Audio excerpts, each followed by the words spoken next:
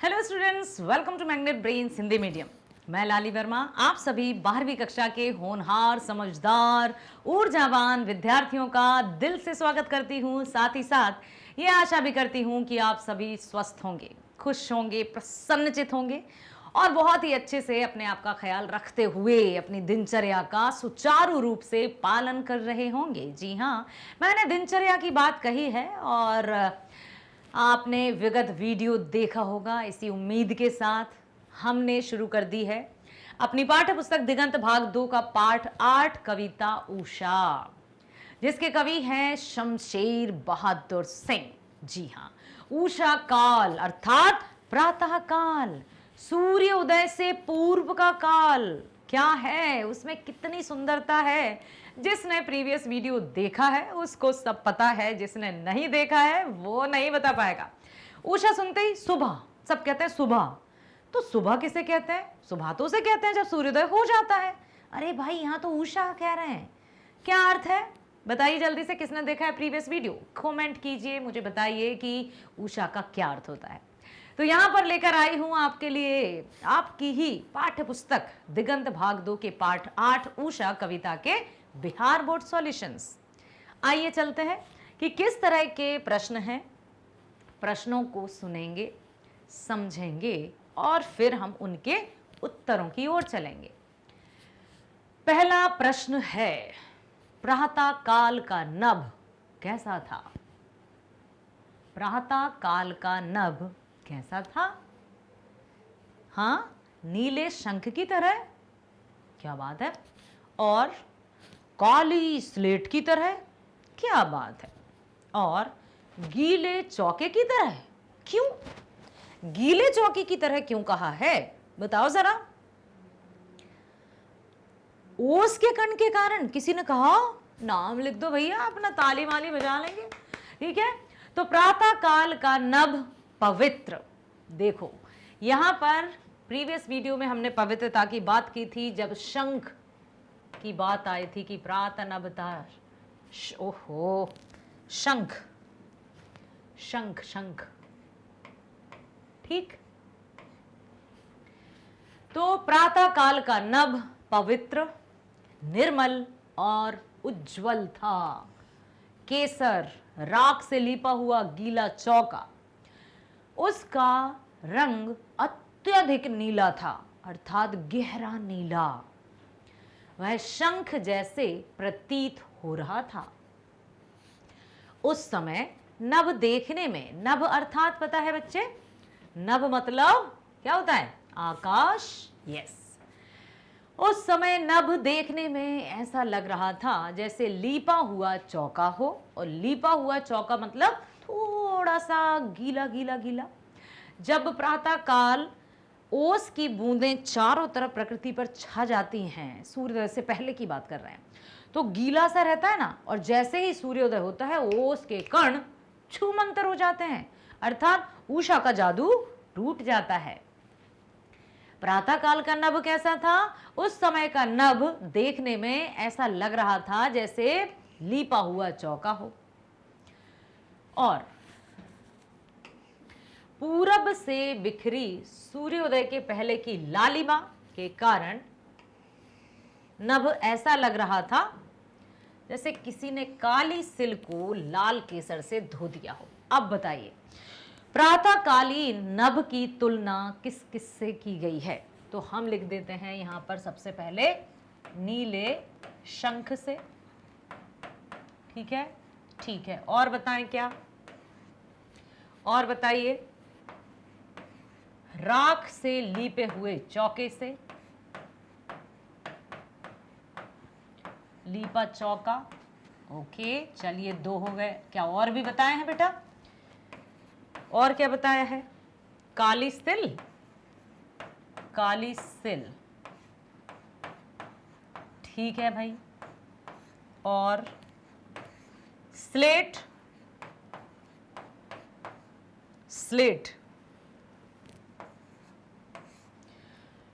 अब यहां पर ऐसा लग रहा था शंख की तरह था, ऐसा लग रहा था मानो किसी ने काली सिल को लाल केसर से धो दिया हो, या किसी ने काली स्लेट पर लाल खड़िया मल दी हो, ये सब बातें बताई हैं उन्होंने। नीले शंख, राख से लीपा हुआ चौका, काली सिल और स्लेट। तो काली सिल लाल केसर से, लाल केसर बताया है यहां पर, और जो स्लेट है उस पर खड़िया, ऐसा लगा जैसे लाल खड़िया किसी ने स्लेट पर मल दी हो। खड़िया मिट्टी होती है, लाल मिट्टी होती है, देखा है कभी गांव में? अभी भी जो घर होते हैं उनको पोता जाता है, जैसे दिवाली आ जाए या नियमित रूप से भी जब चौका, एक पीली मिट्टी रहती है, काली मिट्टी रहती है, काली मिट्टी तो होती है, आपने भी देखी है, लाल मिट्टी से पुताई की जाती है बेटा घरों में। कौन कौन है गांव से, प्लीज मुझे बताइए कि आप कहां से हैं, कौन से गांव से हैं, क्या आपने लाल मिट्टी से पुते हुए घर देखे हैं? हाँ, यदि मैं बताऊं तो मेरा बचपन बिल्कुल गांव में ही बीता है, गांव में मेरा जन्म हुआ है, 5वीं तक की पढ़ाई भी गांव में ही हुई है, उसके बाद हॉस्टल में रहे 6वीं से लेकर 12वीं तक, उसके बाद का जीवन फिर आपके लिए आ गए हैं यहाँ पर। तो यहाँ पर गांव के वातावरण का और आपने क्या क्या देखा है गांव में, इसके अलावा भी आप अपने विचार दीजिए कि सूर्योदय से पहले का वातावरण कैसा होता है। जिस तरह से कवि ने शंख कहा है पवित्रता को दर्शाने के लिए, साथ ही साथ उन्होंने गहरा नीला आकाश कहा है, फिर उन्होंने सूर्य के जो मतलब सूर्य की किरणों को गौर वर्ण स्त्री के समान कहा है, सूर्य को उन्होंने स्त्री बता दिया है। आपके अनुसार आप मुझे और बताइए कि उषा काल अर्थात सूर्योदय से पहले का जो वातावरण रहता है चारों तरफ का, उसमें और क्या क्या होता है जो सूर्योदय के पश्चात गायब हो जाता है, ये आपको बताना है। बताइए, मैं पूरी तरह से आप पर भरोसा करती हूं और ये जानना चाहती हूं कि किसने सूर्योदय से पहले का वातावरण देखा है। ये तो देखा ही है, इसके अलावा और क्या क्या आपने महसूस किया है और क्या क्या आपने देखा है, और आप में से कितने लोग हैं जो समय पर जागते हैं, सैर करने जाते हैं, घूमने फिरने जाते हैं, शुद्ध वातावरण का आनंद लेते हैं और स्वस्थ रहते हैं, फिर कार्य को प्रसन्नता पूर्वक करते हैं? बताइएगा। ठीक है, तो पहला प्रश्न समझ में आया। नीले शंख से की है, राख से लीपे हुए चौके से की है, किसकी तुलना? भोर के नभ की। काली सिल जिस तरह से लाल केसर मल दी हो, या फिर जो स्लेट है उस पर लाल खड़िया मिट्टी मल दी हो, इस तरह से भी वर्णन किया है। तो इसके अलावा और आपको क्या लगता है कि उषा काल का जो आकाश रहता है वो किस तरह का रहता है, या फिर ना केवल आकाश बल्कि वातावरण किस तरह का रहता है? बताइएगा।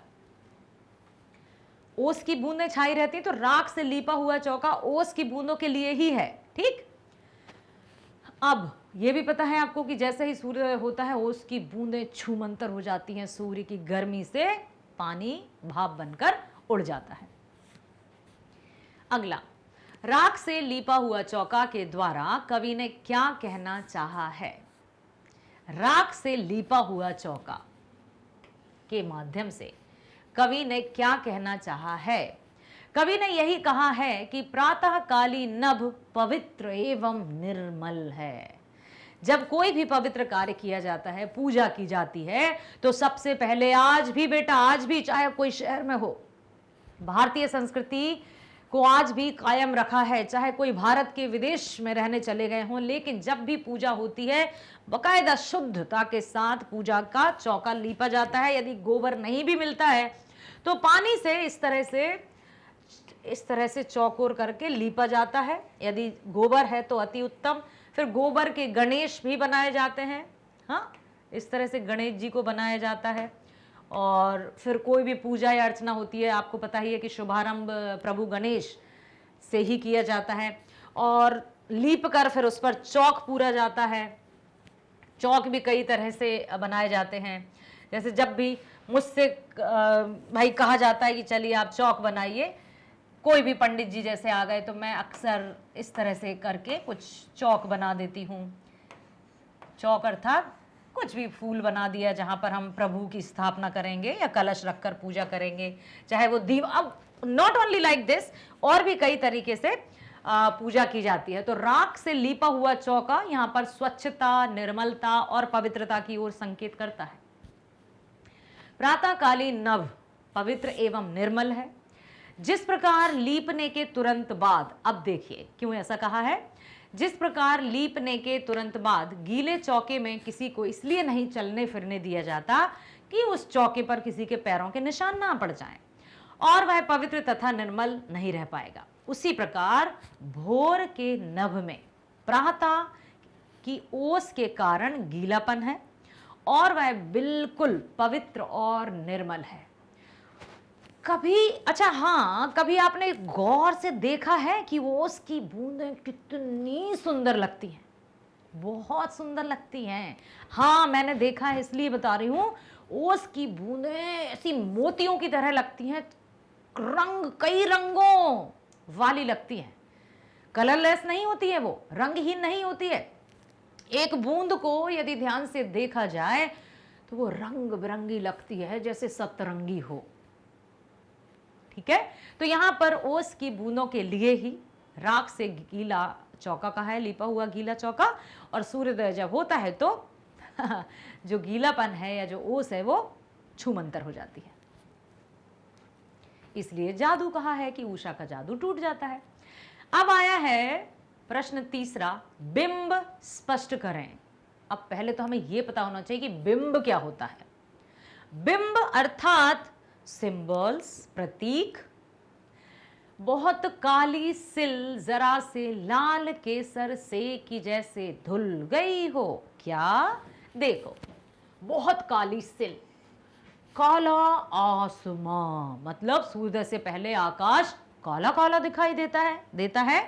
तो बहुत काली सिल, जरा से लाल केसर से, और जैसे ही सूर्य उदित होने वाला होता है, अभी हुआ नहीं है, जैसे ही सूर्य उदय होने वाला होता है उससे पहले आकाश में लालिमा छा जाती है। हाँ, तो उसको कहा है कि बहुत काली सिल जरा से लाल केसर से कि जैसे धुल गई हो। एक बहुत काली सिल है, सिल मतलब जिस पर मसाला पीसा जाता है, काले पत्थर की तरह। तो उस पर जब सूर्य की किरणें, सूर्य उदित नहीं हुआ है उससे पहले जो आकाश में लालिमा छा जाती, तो उसको क्या कहा है कि लाल केसर से कि जैसे धुल गई हो। केसर, केसर पता है लाल कलर का रहता है। कस्तूरी मृग के बारे में सुना होगा आपने, जिसकी नाभि में ही सुगंधित केसर पाया जाता है और वह पूरी दुनिया में ढूंढते फिरता रहता है। कस्तूरी कुंडलनी बसे मृग ढूंढे बनमाही, अर्थात मृग अपनी नाभि में ही, उसको ये नहीं पता है कि कस्तूरी उसकी नाभि में ही है, जो कि एक बहुत सुगंधित और बहुत ही महंगा पदार्थ होता है एक। तो यहां पर केसर की बात की गई है, केसर और कस्तूरी इनका नाम साथ में लिया जाता है। यहां दो तरह के बिंब दिखाई पड़ते हैं। पहला जीवन का बिंब है, किस तरह से, जिसमें सुबह चौका लीपने के बाद गृहिणी सिलवट पर मसाला पीसती है और केसर पीसने के बाद सिलवट धुल जाने के बाद भी उसमें थोड़ी देर तक लाली बनी रहती है। इसको अंडरलाइन कर देते हैं, देखो मेरा नाम भी लिखा है यहां पर। तो यहां पर यह बताया है कि जो सुबह का जो वर्णन है वो किस तरह से दिया है कि ऐसा लगता है कि सूर्य की लाली से पूरा वातावरण भर गया है। बहुत काली सिल जरा से लाल केसर से कि जैसे धुल गई हो। आकाश की थोड़ी लालिमा ऐसी लगती है जैसे जिस समय सूर्योदय की शुरुआत होती है, सूर्य उदित नहीं हुआ है उससे पहले जो आकाश में लालिमा छाई रहती है उसका वर्णन किया है यहां पर केसर से। ठीक, अगला, उषा का जादू कैसा है? जादू, सबको मजा आता है जादू। पहले बहुत सर्कस दिखाने वाले आते थे, जादू होता था, और आज भी जादू का अपना अपना अलग ही आनंद है। एक वो जादू वो अलग जादू है, ठीक है, लेकिन यहाँ जादू मतलब ऐसा जो, हाँ अच्छा, ऐसा एकदम एकटक अपलक अनिमेष कोई देख जाए चकित हो जाए कि ये क्या हुआ। तो यही तो होता है कि सूर्य उदय से पूर्व जो वातावरण में लालिमा छाई रहती है वो सूर्य उदय के बाद यूं पल भर में, चुटकियों में वातावरण एकदम बदल जाता है। कैसा हो जाता है? उषा का उदय आकर्षक होता है, नीले गगन में फैलती प्रथम सफेद लाल प्रातः काल की किरणें हृदय को बरबस अपनी ओर खींचती हैं। ना चाहते हुए भी आप एक बार मतलब कुल 14 दिन आप ऐसे करके देखिए, सूर्योदय से पहले वातावरण में जाकर देखिए, सूर्योदय मतलब कुछ पल वो समय बिताइएगा, फिर मुझे बताइएगा कि आपने कैसा महसूस किया। क्या कवि ने जिस तरह का वर्णन यहाँ उषा काल का किया है उसी तरह से आपने ये सब देखा? प्लीज बताइएगा अपने अनुभव। ऐसा लगता है जैसे बरबस अपनी ओर आकृष्ट कर लेती है, उसका बरबस आकृष्ट करना ही जादू है। सूर्य उदित होते ही यह भव्य प्राकृतिक दृश्य सूर्य की तरण किरणों से आहत हो जाता है, उसका सम्मोहन और प्रभाव नष्ट हो जाता है। जैसे ही सूर्य उदित होता है उषा का जादू टूट जाता है, लालिमा हट जाती है, लाल जो काली केसर मतलब उस स्लेट की तरह था या फिर नीले शंख की तरह था, वो सब कुछ एकदम गायब हो जाता है। उषा का जादू टूट जाता है और अब सूर्योदय हो जाता है, दिवस हो जाता है, सुबह हो जाती है। ठीक है, अगला है लाल केसर और लाल खड़िया चाक किसके लिए प्रयुक्त हुआ है? बताइए। लाल केसर भी आया है और लाल खड़िया चौक भी आया है, तो दो लाल किसके लिए प्रयोग हुए हैं? लाल केसर सूर्योदय के समय आकाश की लालिमा, लाल केसर सूर्योदय के समय आकाश की लालिमा से कवि ने लाल केसर से तुलना की है और रात्रि की उन्होंने काली सिलवट से तुलना की है। काली सिलवट से अर्थात तुलना की है। काली सिलवट को लाल केसर से मलने पर सिलवट साफ हो जाता है, उसी प्रकार सूर्योदय होते ही अंधकार दूर हो जाता है, आकाश में लालिमा छा जाती है। अब आई लाल खड़िया की, तो लाल खड़िया चौक उषा काल के लिए प्रयुक्त हुआ है। उषा काल में हल्के अंधकार के आवरण में मन का स्वरूप ऐसा लगता है मानो किसी ने स्लेट पर लाल खड़िया घिस दी हो। तो यहां पर लाल केसर सूर्योदय के समय आकाश की लालिमा को कहा है। सूर्योदय के समय जो आकाश में लालिमा छा जाती है वो लाल केसर है, और लाल खड़िया क्या है? उषा काल, मतलब जो हो चुका है। यहां पर लाल खड़िया केसर मली जा रही है और जो मल चुके हैं उसको फिर उन्होंने लाल खड़िया की तुलना कर दी। ठीक है, तो इस तरह से आप लिख सकते हैं। अगला प्रश्न है व्याख्या करें का है जादू टूटता है इस उषा का, अब सूर्योदय हो रहा है। जो सुंदरता छाई थी, लाल खड़िया की तरह था, लाल केसर की तरह था, नीले शंख की तरह था, वो सब कुछ धीरे धीरे धीरे गायब होता नजर आ रहा है। प्रस्तुत पंक्तियां नई कविता के कवि शमशेर बहादुर सिंह द्वारा रचित हैं। कवि उषा का जादू उषा काल नभ की प्राकृतिक सुंदरता के रूप में वर्णन करते हैं।